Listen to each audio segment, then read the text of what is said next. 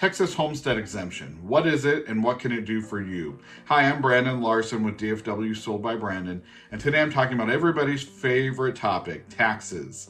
Nobody likes them, but we all have to pay them. Here in Texas, we don't have any state income tax. So while you'll see more money in each one of your paychecks, you're also going to notice that we do have slightly higher property taxes than other parts of the country.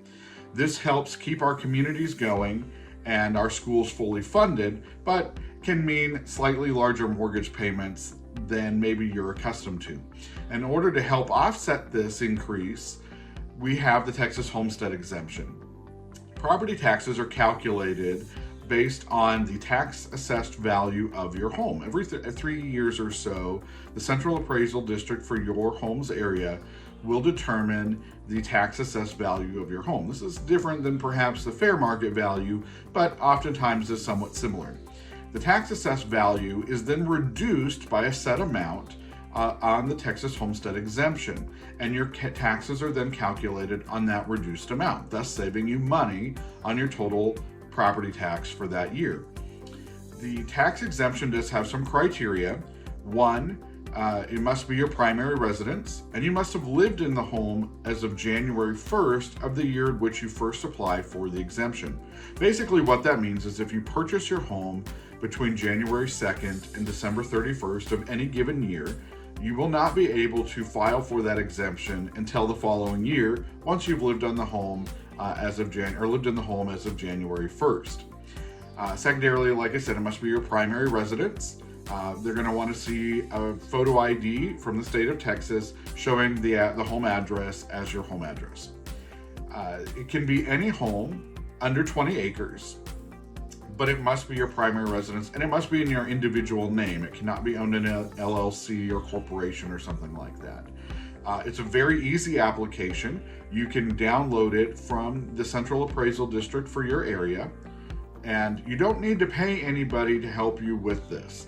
You may be receiving or have received some notifications in the mail offering to charge you some amount of money in order to file this exemption for you. You do not need to do that, and I don't recommend that you do. There's not a lot of integrity in many of those letters. You don't know who they are.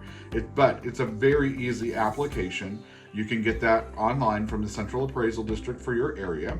A simple Google search will help you find that, and I'll put some links below for some of the Central Appraisal Districts here in North Texas. Once you visit the website, download the form, complete the application, sign it, mail it off. Here's the thing, you have between January 1st and April 30th in order to submit that application to the Appraisal District for that exemption to be approved in that calendar year. So you don't want to wait too long, or else you'll have to wait another full calendar year in order to apply for that exemption. Now, once you've made the application and are approved, you will not need to do that again. It will remain on the home for the time that you own it. If you move, then you'll need to do that process over again. So again, to recap, it's going to save you money, potentially a substantial amount of money. You do need to live in the home as of January 1st. It needs to be your primary residence, must be under 20 acres, and must be in your individual name, not in an LLC or corporation or some other business entity. Pretty simple. Download the application, save some money. Now, there are also several other exemptions that you might qualify for, and we'll talk about those in future videos.